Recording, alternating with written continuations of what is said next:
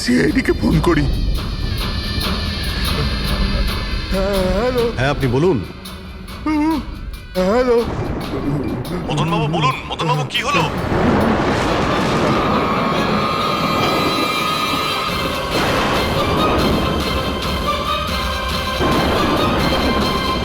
না না,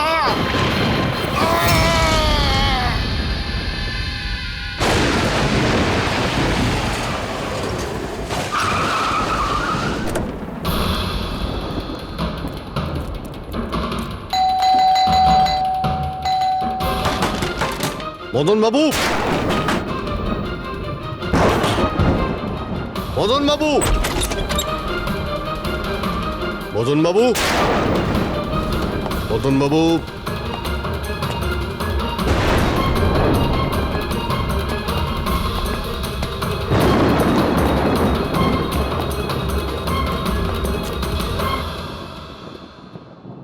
দয়া,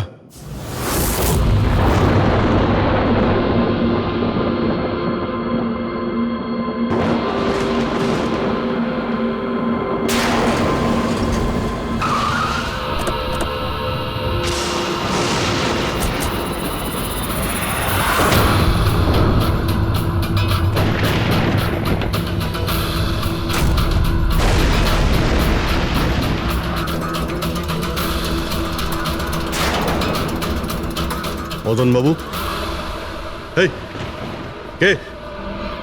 এই কে এখানে?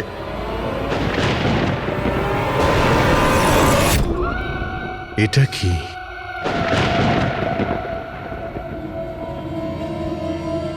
পুতুল?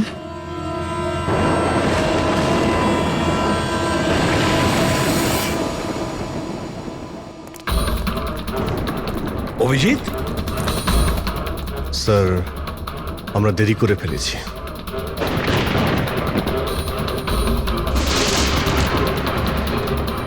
মাই গড,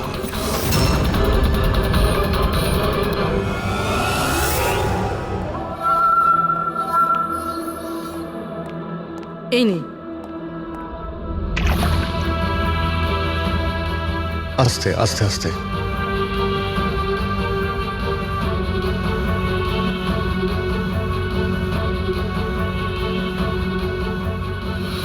মদন বাবু, আপনি ঠিক আছেন তো? কেন, কি হয়েছে আপনার? কেউ আছে যে আমাকে প্রাণে মারতে চায়?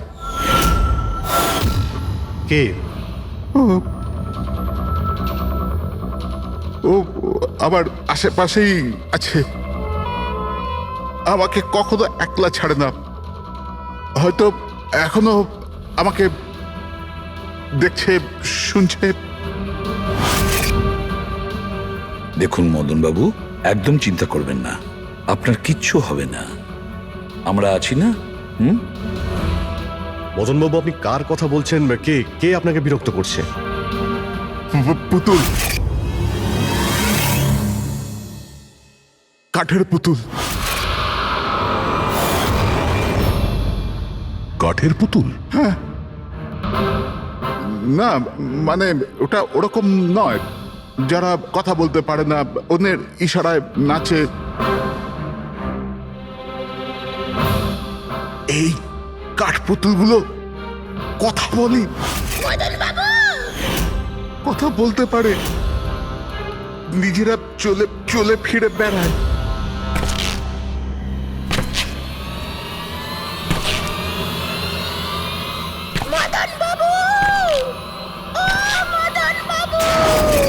কথা বলা কাঠের পুতুল? হ্যাঁ, আমি জানতাম আপনাদের আমার কথা বিশ্বাস হবে না, কিন্তু কথাটাই এরকম যে কেউই করবে না। স্যার, আপনি এরকম কোনো পুতুলের ব্যাপারে শুনেছেন কখনো? না। জানেন কিছুদিন আগে আমার সাথে কি হয়েছিল? ওই দিন আমার জন্মদিন ছিল, ঘরের বেল বাজলো, তো আমি ভাবলাম যে আমার বন্ধুরা আমার সঙ্গে দেখা করতে এসেছে।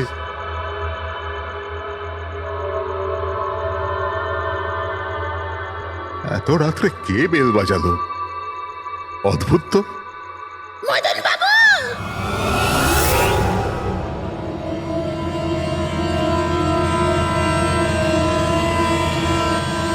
কে? দেখতে পাচ্ছেন না? আমি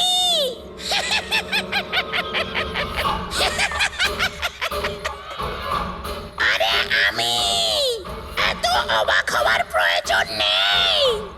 জানেন কি এখানে আমি কেন এসেছি?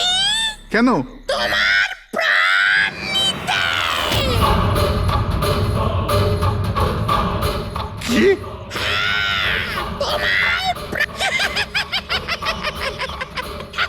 রবি, কবিতা, তাড়াতাড়ি এদিকে আসো। কি হয়েছে দাদা? কে? এ এ পুতুলটা এটা বলছে যে এ আমার প্রাণ নিয়ে নেবে। কি? হ্যাঁ দাদা, এটা একটা নির্জীব পুতুল। হ্যাঁ, ওটাই তো। তো এটা আপনার প্রাণ কি করে নেবে? দাদা, তুমি আমাদের সাথে মজা করছো? হ্যাঁ, না, তোমরা কি বলছো? রবি, আমি এরকম অদ্ভুত মজা কেন করব, তাও আজকের দিনে? আরে আমি নিজে শুনেছি যে ও বললো যে ও মেরে ফেলবে এক আমাকে। মিনিট, আমি দেখছি। কি? আস্তে আস্তে রবি। শান্ত হন।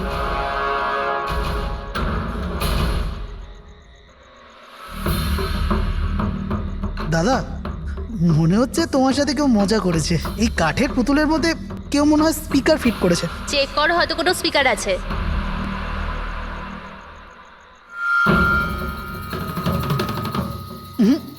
না, এখানে তো কিছু নেই। এখন কোথায় ওই পুতুলটা? কি করে থাকবে? আমি ওই সময় ওকে একদম ভেঙে চুরে জ্বালিয়ে দিয়েছি, শেষ করে দিয়েছি। হুমকি দিচ্ছিল আমাকে, ওকে আমি কিভাবে এমনি ছেড়ে দিতাম? আপনি কি সত্যিই দেখেছিলেন? হ্যাঁ, আমি মদনবাবু, এটা হতে পারে যে আপনি কোনো স্বপ্ন টপ্ন দেখেছিলেন। না, আমি দেখেছিলাম ও একলা। আমি আর একবার নয়, এরকম আমার সাথে বেশ কিছুদিন পর। আমার মনে হয় মদন বাবুকে মারার সব থেকে ভালো উপায় এই যে ওনার বুকে ছুরি ঢুকিয়ে দিয়ে। এতে তো পুরো মেঝে রক্তে খারাপ হয়ে যাবে। সবচেয়ে বেস্ট উপায় হলো মদনবাবুকে বিষ দেওয়া হোক। একটা কাজ করা যাক, কেন না ওনার গলায় টিপে দেওয়া যাক। তো আপনি বলে দিন মদনবাবু, আপনি কিভাবে আপনার মৃত্যু হওয়া পছন্দ করেন? মদন বাবু, কোথায় যাচ্ছেন?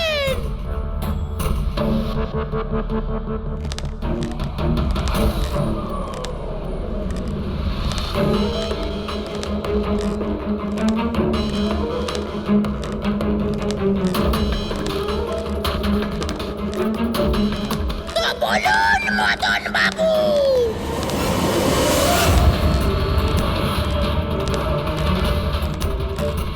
কিভাবে আপনি মরতে চান বলুন মদন বাবু।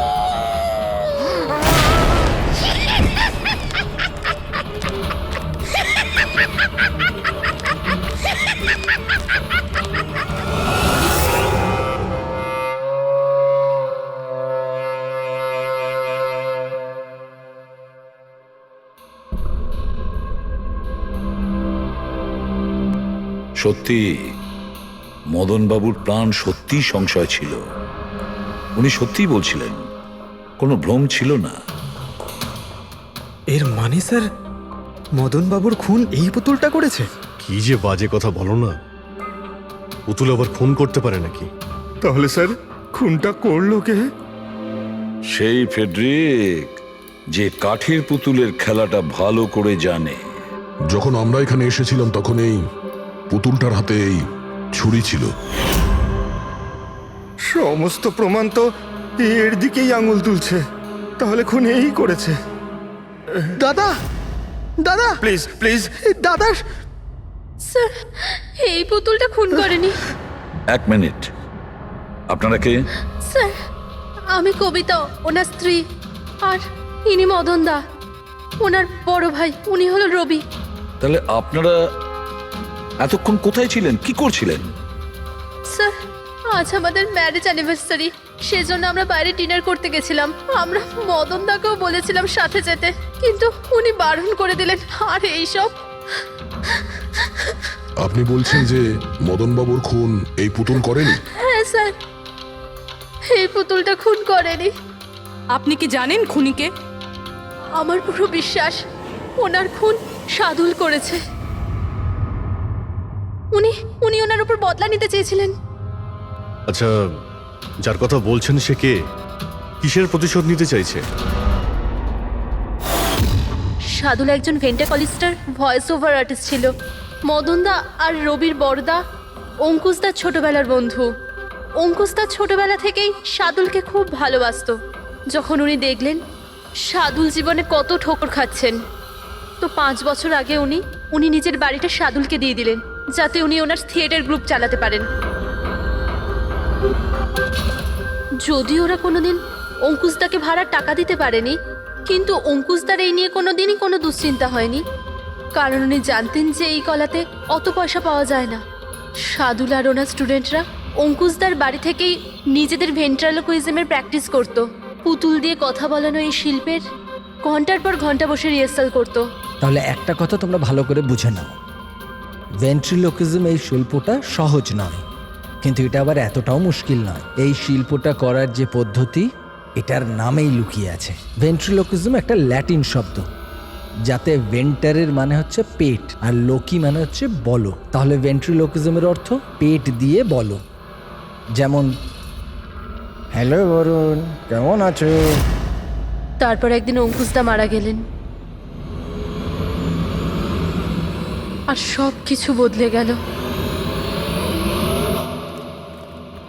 কারা? আরে আরে আরে আপনারা কি করছেন? আরে কি হলো? আপনারা কে? কি হয়েছে? আরে কি করছেন?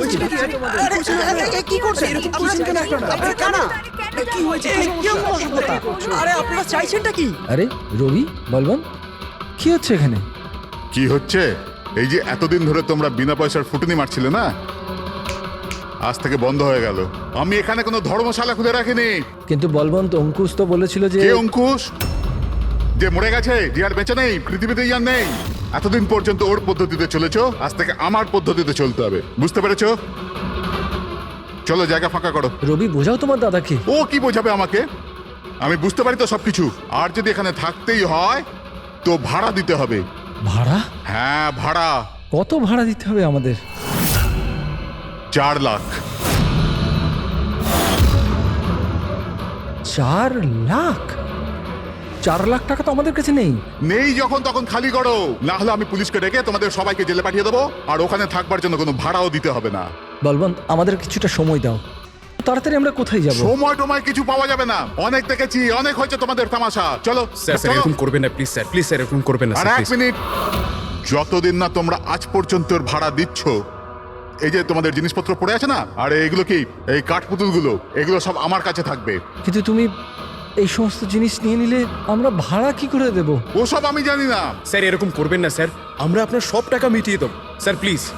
স্যার আপনার এগুলোকে নিষ্প্রাণ কাঠের পুতুল মনে হয়, কিন্তু আমাদের কাছে এগুলো প্রাণের সমান। ও ভাই ট্র্যাজেডি কিং, তোমার এই যে সব মেলোড্রামা আছে না, এগুলো আমার দাদা অঙ্কুশের সাথেই চলতো, আমার সাথে নয়।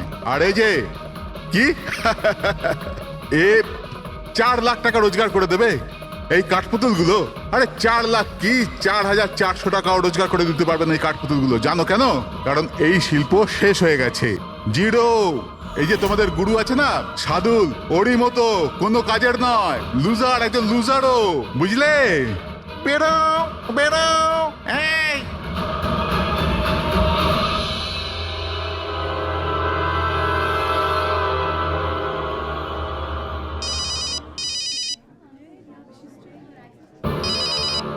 এও না।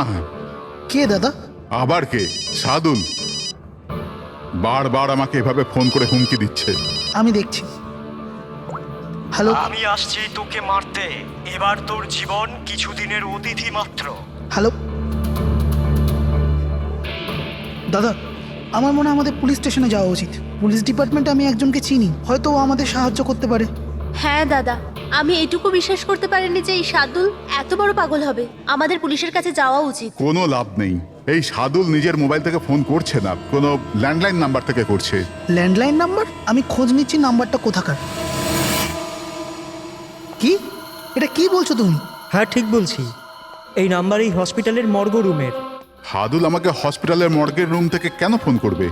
এই নাম্বার থেকে এনাদের কাছে ফোনে হুমকি দিচ্ছে, কাল রাত আর আজ সকালেও দিয়েছে, টানা 3 দিন ধরে আসছে। কে করছে এই কল? স্যার এই ফোন দিয়ে কারোরই ফোন করবার কোনো অনুমতি নেই। আমি সারাদিন এখানেই থাকি, এই ফোন থেকে কেউ কোনো ফোন করেনি। তাহলে তুমি নিশ্চয়ই কল করেছো। স্যার আমি কেন ফোন করব? আমি তো আপনাদের চিনিও না। হ্যাঁ হতে পারে তুমি সাদুলের কথা করেছো। কি নাম বললেন আপনি? সাদুল। সাদুল? এই যে এ হলো সাদুল, চেনো তুমি একে? এ আপনাদের কি করে কল করবে? কেন করতে পারবে না কল?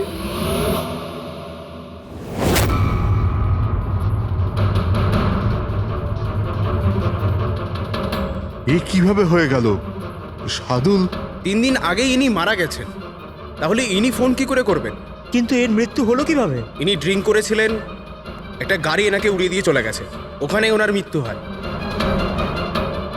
যদি ও এখানে মরে পড়ে আছে, তো আমাকে হুমকি দিয়ে ফোন কে করছে?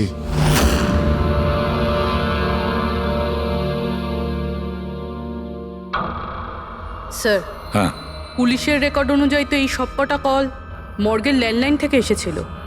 কিন্তু মর্গেন ল্যান্ডলাইন তো কেউ ইউজই করে না, তাহলে সব কি করে? পূর্বী ভালো করে চেক করো, দেখো ব্যাপারটা কি। মনে হচ্ছে ব্যাপারটা গোলমেলে।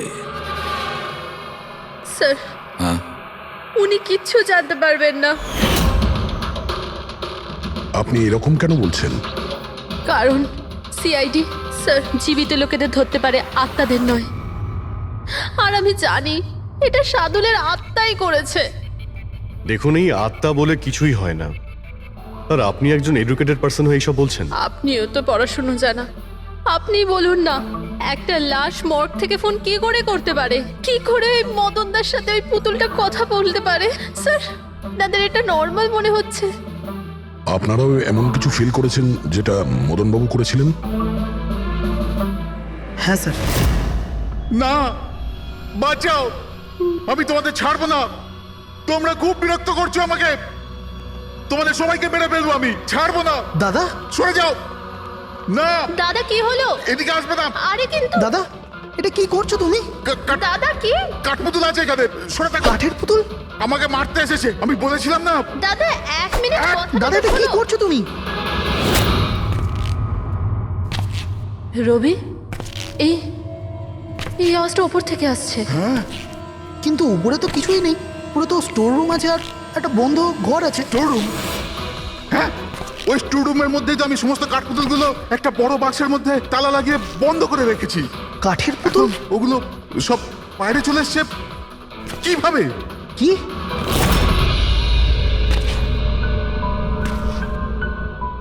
দাদা, তুমি তুমি ভয় পেও না, এসো উপরে এসো। রবি, কিন্তু চলো আস্তে আস্তে। সামলে।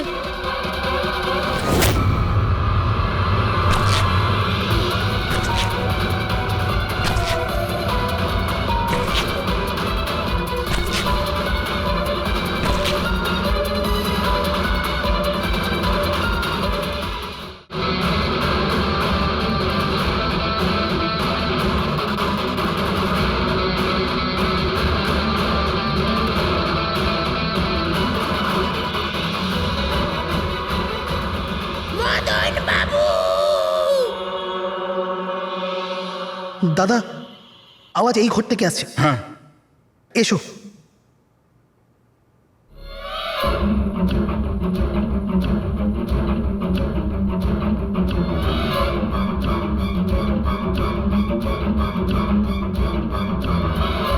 মদন বাবু,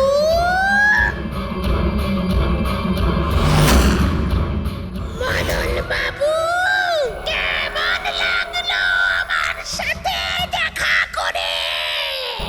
ভাবলাম মারবার আগে একবার দেখা তো করে নি। আমি বুঝেছিলাম না, কথা বলে।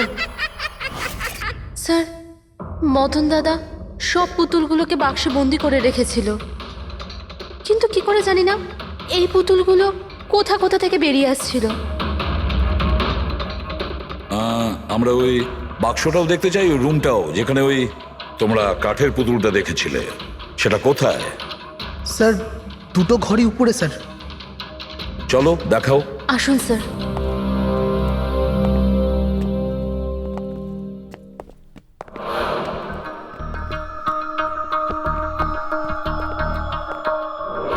স্যার, পায়ের আওয়াজটা আমরা করিডোরে শুনেছিলাম, আর ওই পুতুলটা আমরা এখানে এখানে দেখেছিলাম স্যার।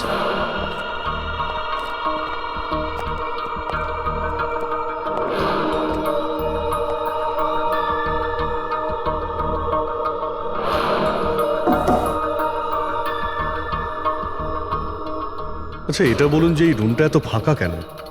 স্যার, আমি ভেবেছিলাম কি এখানে ট্রেডমিল আর বাইসাইকেল রাখবো, একটু এক্সারসাইজ করব, কিন্তু সময় পাইনি।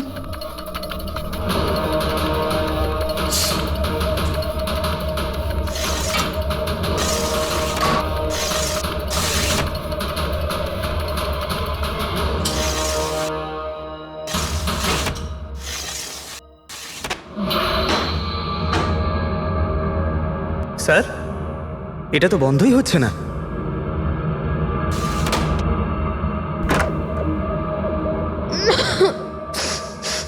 আসুন স্যার। স্যার, এই ওই পেটিগুলো যেখানে পুতুলগুলো বন্ধ করা আছে। একটু লাইটটা অন করবেন? হ্যাঁ।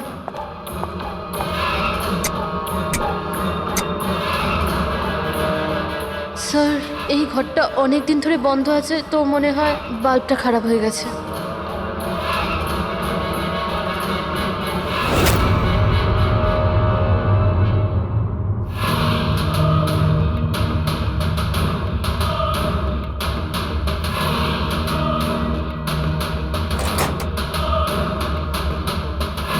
স্যার, প্রত্যেকটা বক্সে তালা লাগানো আছে।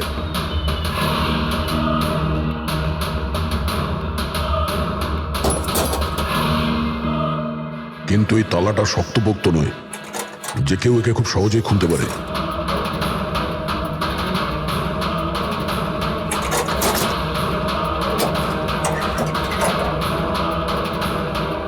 এতগুলো পুতুল,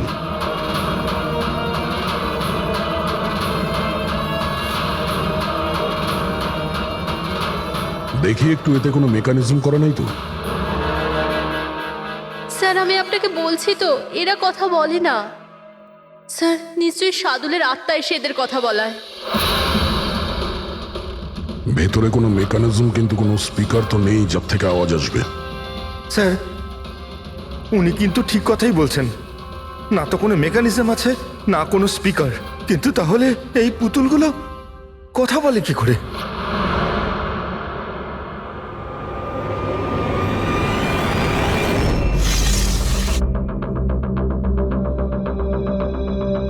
লকটা কি খারাপ? লকটা খারাপ স্যার।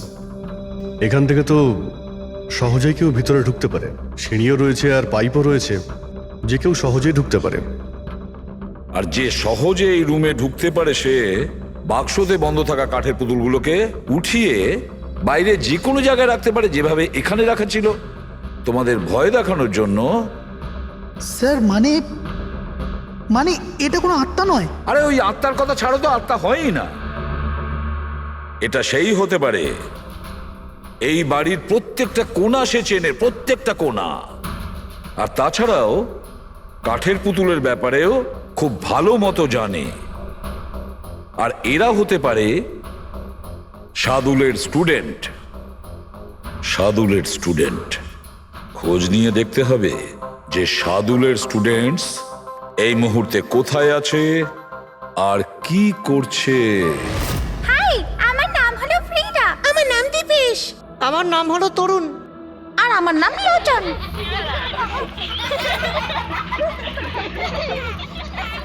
আজ আমি তোমাদের একটা দারুণ গল্প শোনাতে চলেছি। না, সবসময় কেন তুমি শোনাবে গল্প? আরে তুই তো আপত্তি কিসের? হ্যাঁ হ্যাঁ ফ্রিডা, তোমার সবসময় ভালো রোল প্রয়োজন পড়ে। হ্যাঁ দীপেশ, তুমি একদম ঠিক বলেছো। পরিশ্রম আমরা করি আর ফেমাস তুমি হয়ে যাও। তোমার পুতুলও তো সেই কথাই বলছে। স্যার বুঝতে পারছি না স্যার, এটা এই পুতুলগুলো কথা বলছে কি করে? আরে পঙ্কজ, এটা একটা আর্ট, ভয়েস চেঞ্জ করার আর্ট। এটাকে বলে ভেন্ট্রিকুলিজম। একদম। কথা তো এরাই বলছে, কিন্তু মনে হয় যেন এই আওয়াজ পুতুলের মুখ থেকে বেরোচ্ছে। কিন্তু স্যার এরা কোথায় কথা বলছে আপনি দেখুন না, এদের তো ঠোঁটটা পর্যন্ত বন্ধ। দেখো আমি বলছি আমি বেস্ট। এটাই তো শিল্প পঙ্কজ, মুখ না খুলে এত পরিষ্কার কথা বলা। আওয়াজ এখানে এই পেট থেকে বেরোয়। ওই আত্মাও এদের মতো শিল্পীরই তৈরি করা। ওই পুতুলগুলো এই আর্টের দ্বারাই মদনবাবুর সঙ্গে কথা বলে, আর ওই নিউজ রিডারও। কিন্তু স্যার এরা তো পুতুলগুলোকে হাত দিয়ে নাড়াচ্ছে স্যার। হ্যাঁ, এরকমই তো হয় পাপেট শোয়ে। কিন্তু মদন বাবু ওই পুতুলটা দেখেছিল স্যার, ওটাতে কেউ হাত দিয়ে নাড়াচ্ছিল না আর না কথা বলছিল এভাবে। হ্যাঁ ঠিক আছে, হতে পারে কোনো মেকানিজম ফিট করেছিল ওই পুতুলে, যেটা কোনো রিমোট কন্ট্রোল দিয়ে অপারেট করা হতো। স্যার কিন্তু রবি বলছিল যে ওর ভেতর কিচ্ছু নেই, কিচ্ছু নেই। সাউন্ড মেকানিজম ছিল না, কিন্তু ওর মাথার ভেতরে কোনো মেকানিজম ছিল, যার কারণে ওর মাথা আর মুখটা নড়তো, যেটা হতে পারে রবি দেখেনি। এইরকম পুতুল তৈরি করা শার্দুল বা ওর কোনো স্টুডেন্টেরই কাজ হতে পারে, যে মদনবাবুর বাড়ির কোনা কোনা চেনে। এরা জানতে পারে ওই জালনার ব্যাপারে, যার লকটা ভাঙা ছিল। বাড়িতে ঢুকে প্রত্যেক জায়গায় পুতুল বসানো আর ওদের দিয়ে কথা বলা তো এদের বাঁ হাতের কাজ। কিন্তু স্যার মর্গ থেকে এরা কল কি করে করলো? স্যার হ্যাঁ স্যার স্যার জানতে পেরে গেছি যে মর্গ রুমের ফোনগুলো কিভাবে আসছে। কিভাবে? স্যার এর জন্য স্কুফিং সফটওয়্যার ব্যবহার করা হয়েছে। স্কুফিং সফটওয়্যার? সেটা আবার কি? স্যার এক্ষুনি বলছি।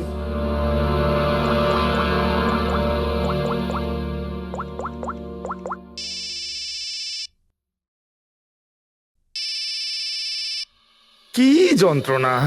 আমার ওয়াইফকে এখনই ফোন করতে হলো। হ্যাঁ স্যার, আমি কারেন্টের বিলটা দিতে না আবার ভুলে গেছি। মনে হয় লাইনটা কেটে দিয়ে গেছে। আমাকে বকবে বলেই ফোনটা করেছে। ফোনটা তোলা ঠিক হবে? ধরো, যাও তাড়াতাড়ি কথা বলে নাও। হ্যালো, হ্যাঁ আমি বাড়ি ফেরার সময় কারেন্টের বিলটা দিয়ে বাড়ি যাবো। রেডি স্যার, এইবার কারেন্ট কেটেই যাবে। আরে পুরবি, তুমি ফোন করেছিলে? কিন্তু এটা তো আমার ওয়াইফের ফোন নাম্বার। পুরবি, এটা করলে কি করে? স্যার এটাই তো এই সফটওয়্যারের বিশেষত্ব। ফোন যেখান থেকেই করো, নাম্বার সেটাই দেখাবে যেটা আপনি চাইবেন। কিন্তু পুরবি, তুমি এই সফটওয়্যারটা পেলে কোথা থেকে? স্যার সাইবার ইউনিট থেকে নিয়েছি। আর স্যার এর সাহায্যে শুধু নাম্বারই নয়, বরং কোনো মানুষ তার লোকেশন পর্যন্ত ভুল বলতে পারে। ওরে বাবা রে স্যার, ভীষণ বিপজ্জনক সফটওয়্যার কিন্তু। খুনি মর্গের নাম্বার এই জন্যই ব্যবহার করেছে যাতে আমরা ভাবি এই পুরো ব্যাপারটা সাদুলের আত্মা করেছে, সাদুলের আত্মার কাজ। আচ্ছা বাচ্চারা, তোমাদের সঙ্গে দেখা করে খুব ভালো লাগলো। পরের বার আবার দেখা হবে। বাই। সাবধানে যাও তোমরা। Bye bye bye bye. By.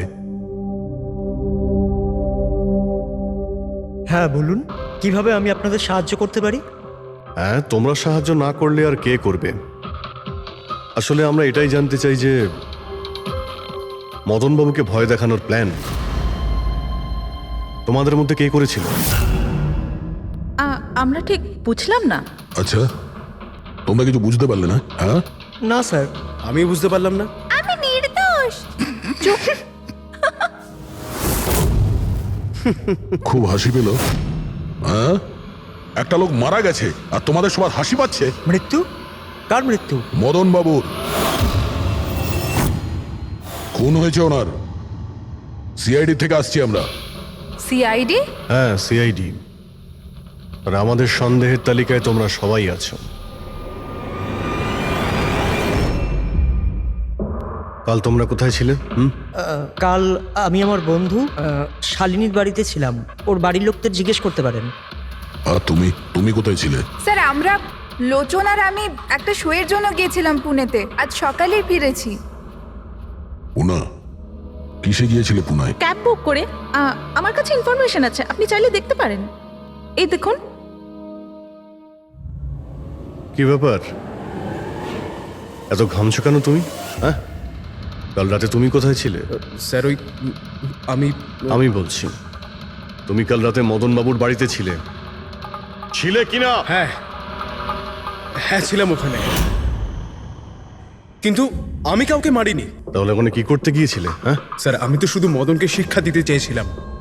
যেটাও সাদুল স্যারের সাথে করেছে, খুব খারাপ করেছে। আর হ্যাঁ, আমাদের মাঝে আজ যে সাদুল স্যার নেই তার একটাই কারণ, সে হচ্ছে মদন।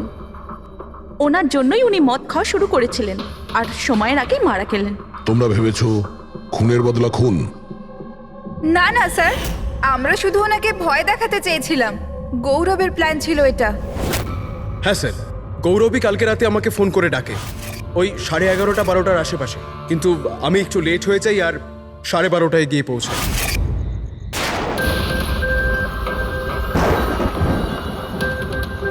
আজ তো এমনিতেই অনেক লেট হয়ে গেছি, মেরেই ফেলবে গৌরব আমাকে। চলে গেছে হয়তো ভিতরে, এবার ওকে ইশারা কি করে করবো?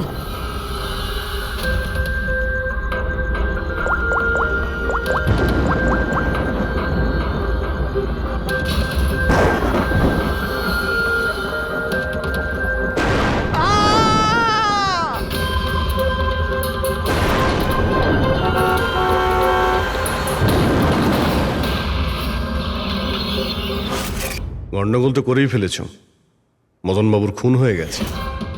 স্যার, আমার এই খুনের সাথে কোনো রকম সম্পর্ক নেই। আর গৌরবের? স্যার, এটা তো গৌরবই বলতে পারবে, তাই না? ঠিক আছে, গৌরবকে ডাকো। কোথায় ও? গৌরব তো এখন গোয়াতে আছে। গোয়া? গোয়াতে কেন? স্যার, এটা জানি না। ওকে কিন্তু বাঁচানোর চেষ্টা করবে না, নাহলে তুমি ফেসে যাবে, বুঝেছো? না স্যার, এরকম ব্যাপার নয়। কালকে রাতে যখন ওকে আমি ফোন করি তখন ওর ফোন বন্ধ ছিল। আজকে সকালে মেসেজ আসে আমার কাছে। মেসেজ দেখাও তো। স্যার, কাল রাত্রে যেটা হয়েছিল সেটা হওয়ার কথা নয়। আমি গোয়া পৌঁছে গেছি কিছুদিন গা ঢাকা দেওয়ার জন্য। কিন্তু এ গোয়াতে কখন পৌঁছলো আর কিভাবে? যখন আমরা ক্রাইম সিনে পৌঁছেছিলাম তখন তো ও ওখানে ছিল না। হ্যাঁ, যদি আমরা এটাও ভেবে নিই যে যখন আমরা ওখানে পৌঁছলাম তার ঠিক আগে ও ওখান থেকে বেরিয়ে গেছে, তাহলে ও গোয়া কি করে পৌঁছবে? খুন হয়েছিল রাত 1টার সময় আর তারপরে আমরা ওখানে পৌঁছেছি। ফ্লাইট নেই গোয়া যাওয়ার জন্য। স্যার, হতে পারে ফ্লাইটে না গিয়ে বাসে বা গাড়ি করে গেছে হয়তো। না পঙ্কজ, ড্রাইভ করে গোয়া পৌঁছতে মিনিমাম 12 ঘন্টা লাগে, আর এই মেসেজটা এসছে সকাল 9টার সময়। মানে গোয়া পৌঁছানোর আগেই ও মেসেজ করে দিয়েছে যে ও গোয়া পৌঁছে গেছে। পঙ্কজ, খোঁজ নিয়ে দেখো যে গৌরবের ফোনের লাস্ট লোকেশন কোথায় দেখাচ্ছে। তুমি গৌরবের নাম্বারটা দাও। আচ্ছা ঠিক আছে, থ্যাংক ইউ স্যার। স্যার গৌরবের শেষ লোকেশন ছিল ওই মদনবাবুর বাড়ি, আর কাল রাত 11:30টার সময় ওর মোবাইল বন্ধ হয়েছে। 11:30।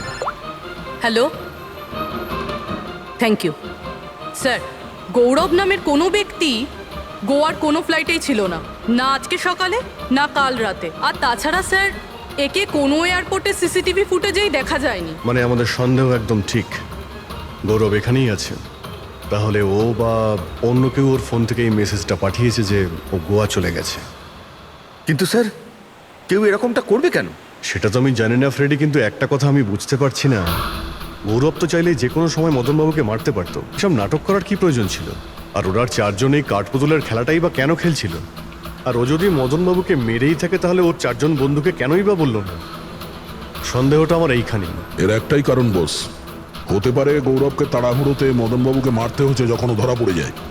আর না হলে খুনি গৌরব না অন্য কেউ। স্যার, খুনি যদি অন্য কেউ হবে তাহলে এই গৌরব কোথায়? হতে পারে খুনি গৌরবকে মেরে গায়েব করে দিয়েছে, আর আমাদের সামনে এমন প্রমাণ ফেলে দিয়েছে যে আমাদের মনে হয় যে ও পালিয়ে বেড়াচ্ছে, গোয়াতে আছে ও। এই লোকটা ভাঙা রয়েছে। এই জানলা দিয়ে গৌরব আর ওর বন্ধুরা ভিতরে আসতো আর মদনবাবুকে ভয় দেখাতো। আর এই গৌরব কাল রাতে এখানে এসেছিল, তারপর থেকেই গায়েব হয়ে গেছে। তাহলে হতে পারে ওর সঙ্গে যা হয়েছে এখানেই হয়েছে। কিন্তু ওর সাথে যদি এখানে কিছু হয়ে থাকে তাহলে কিছু না কিছু তো ট্রেসেস পাওয়া উচিত। তাহলে একবার টেস্ট করে দেখা যাক। রবি, স্যার,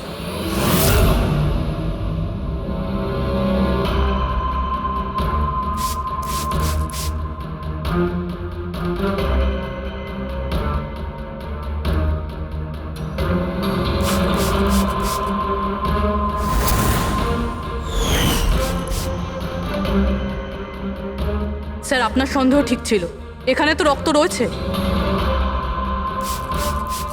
ও যখন এই দরজা দিয়ে বাইরে বের হয়েছিল তখনই ওর ওপরে কেউ আক্রমণ করে। স্যার এদিকে তো কোনো চিহ্নই নেই। ওদিকটা দেখো। এই যে স্যার। ওখানেও দেখো।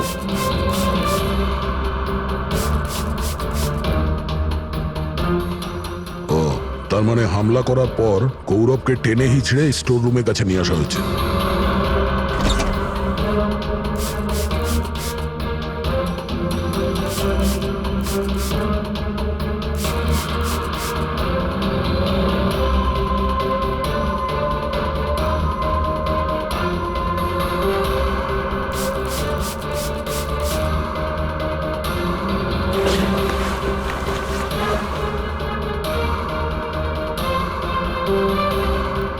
রক্তের দাগ তো এতটা অবধি রয়েছে, তার মানে গৌরবকে এখানেই। আর আমরা এখানে এলাম কিন্তু আমরা জানতেই পারলাম না। আর তারপরও গায়েব হয়ে যায়। মনে হচ্ছে এখন বডিটাকে কোথাও পুঁতে দিচ্ছে এই বাড়ির লোকেরা।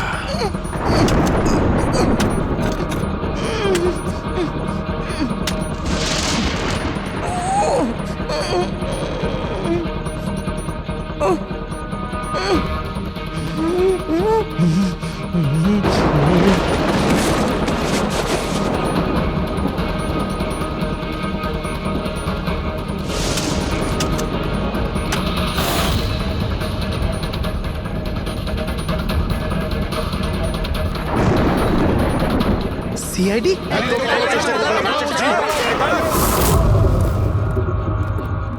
সরে যাও, পিছিয়ে যাও। স্যার। হ্যাঁ, জীবিত আছে। তাড়াতাড়ি হসপিটালে নিয়ে যাও। তোমরা কবর দিতে চাইছিল ওকে? হ্যাঁ, কিন্তু আপনি কি করে জানলেন আমরা এখানে? আজকাল মোবাইলের মাধ্যমে আমরা অপরাধীকে ধরে ফেলি।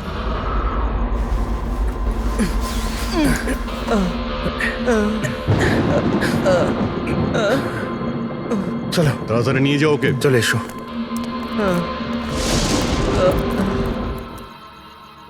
ওই স্বার্থপর আর লোভী মানুষটার মরে যাওয়াই ঠিক ছিল।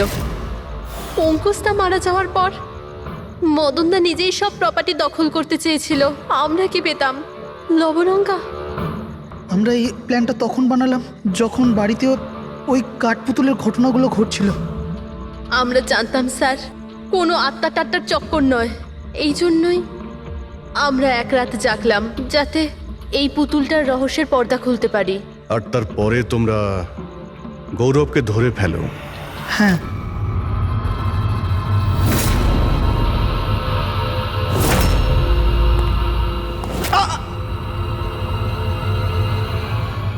গৌরবের থেকে সব সত্যিটা জানার পর আমরা ভাবলাম যে ওর ওই কাঠপুতুলের খেলার সুযোগ নিয়ে আমরা আমরা মদন দাদাকে মারতে পারি। আর সেই কারণে গৌরবের ওপর হামলা করে ওকে বাক্সে ঢুকে দিয়েছো, আর তারপর মদনবাবুকে খুন করে আমাদের বোকা বানাতে চেষ্টা করেছো।